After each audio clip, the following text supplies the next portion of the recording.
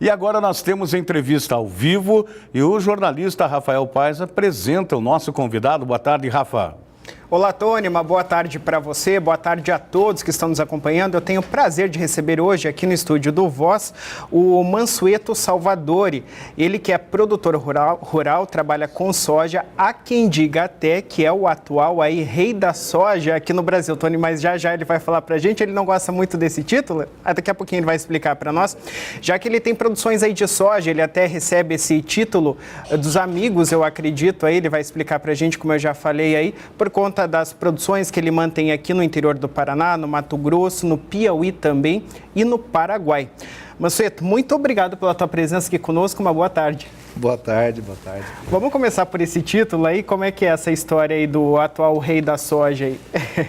Eu acho que isso foi uma maldade do nosso amigo Oswaldo, porque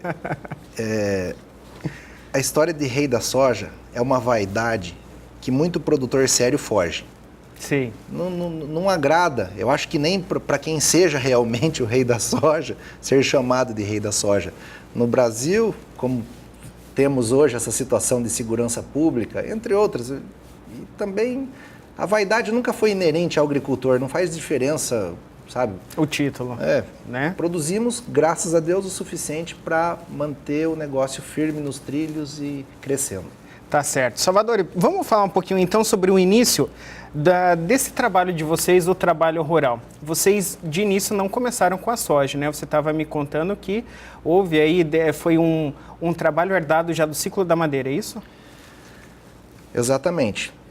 Minha família veio do Rio Grande do Sul, buscando áreas novas, glebas, para continuar o crescimento na área madeireira, que era o que existia na época, era a indústria da época. Estava se construindo o Brasil, inclusive Brasília.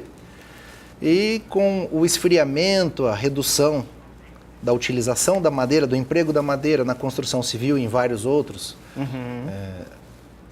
as glebas, a gente precisou empregar elas numa atividade produtiva. E para a agricultura era perfeito. Tinha-se as terras, era feito na época um investimento não tão alto na abertura, na planificação e na adubação, correção do solo, e foi como se começou a agricultura, o plantio direto no Paraná. O Paraná é berço do plantio direto. E muita contribuição do norte, pioneiro do Paraná, nesse sistema que hoje é empregado no Brasil inteiro. Na verdade, a região do norte do Paraná, até o Mato Grosso do Sul, é muito forte ali mesmo a plantação de grãos, como em geral, né? Muito. E até que sai aqui pelo nosso corredor de exportação aqui de Paranaguá, pelo porto. Exatamente. O corredor de exportação é uma ferramenta que sempre foi muito bem empregada por empresas e por cooperativas como a Coamo, que conhece o potencial da agricultura e cresceu muito fazendo o quê? Ligando essa produção ao nosso principal canal de exportação, que é o Porto de Paranaguá, no caso do Paranaense e grande que parte nossa do Mato aqui é de Grosso casa, Sul, né? Que já está dentro de casa. Exatamente. Aqui, né? É muito importante para a gente que participa do ciclo produtivo conhecer e ter segurança de que tudo se desenvolve bem na ponta exportadora. O escoamento da safra depende disso. Tá certo. Como a agricultura é um processo enorme, o macro da agricultura é muito dinâmico. Você tem a produção, você tem a logística até o porto, do transporte. Isso aí.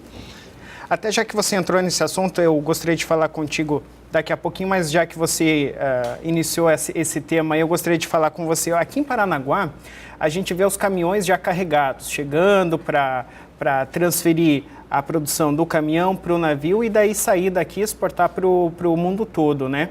Agora, há uma logística muito grande, desde a saída desse produto da soja, no seu caso, da produção, até chegar aqui ao Porto de Paranaguá. Explica um pouquinho para a gente como é que funciona todo esse processo aí. São toneladas de planejamento. O que você exporta hoje em Paranaguá foi planejado certamente há mais de um ano atrás. Quando o governo dá as condições para o agricultor de segurança, de financiamento e uma sensação de confiabilidade, a agricultura investe, emprega tecnologia, aduba, e isso traz o resultado sempre. Quando você planta acreditando é diferente. Você planta para produzir, porque você confia que vai ter respaldo de governo, que todo elo dessa corrente produtiva vai funcionar perfeitamente. E isso joga para Paranaguá o reflexo, que são caminhões e caminhões.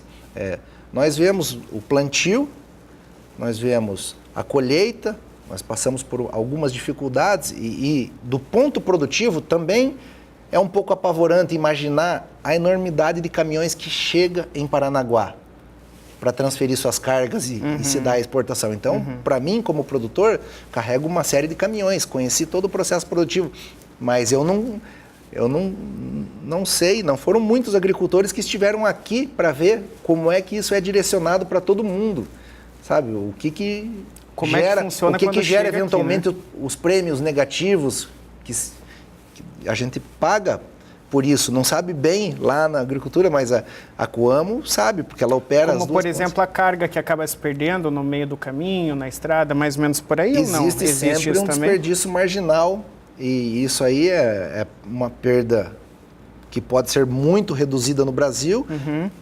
Passa por condição das estradas, Isso. qualidade dos pontos de embarque, qualidade dos terminais de transferência.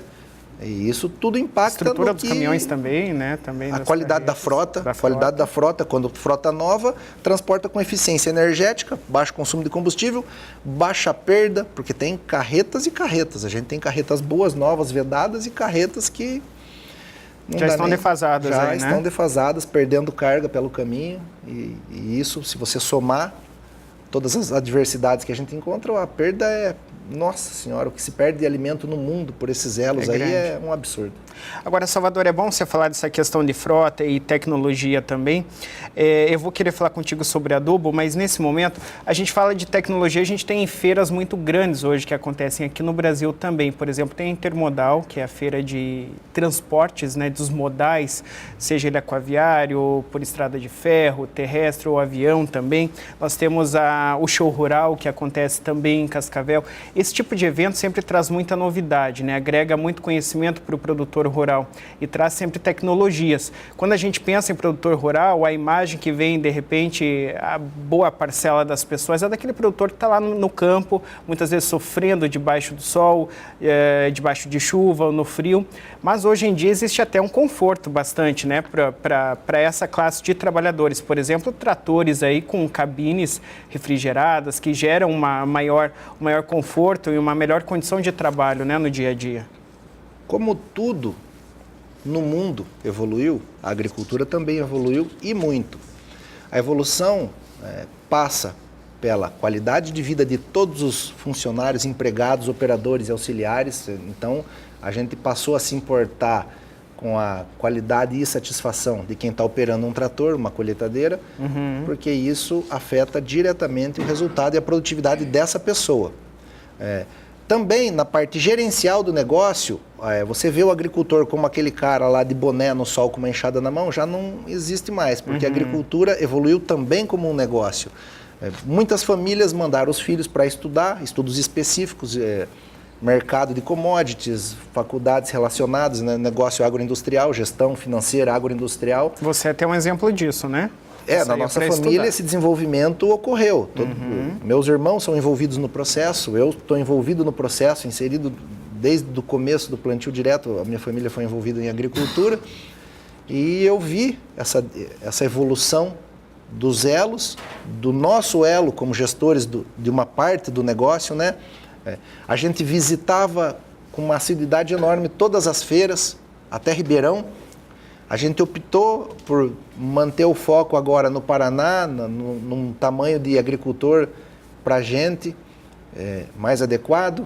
E a gente tem vindo muito a Cascavel no Show Rural, que é um sucesso de vendas, tem um suporte financeiro para que ocorram os negócios. E quanto à Intermodal, isso é uma opção de cada agricultor e cada família. Tem gente que se envolve no transporte. A gente acreditou que o foco nosso sendo na agricultura, o transporte deixa para quem sabe. Existem empresas transportadoras que, se eu começar a me envolver... Que terceiriza, daí vocês terceirizam, exatamente. Né, no caso ainda existe uma boa eficiência nas empresas de transporte. Ainda há deficiência, por exemplo, numa empresa que terceiriza o serviço de plantio ou de colheita. Ainda ninguém tem coragem de terceirizar no Paraná o plantio da sua lavoura. Melhor ter o olho do dono tem lá, um know-how próprio e uma confiança própria no nosso trator, no nosso operador. Tá certo. Mas no transporte a gente já delega isso e é um elo que ou a cooperativa assume ou as empresas de transporte.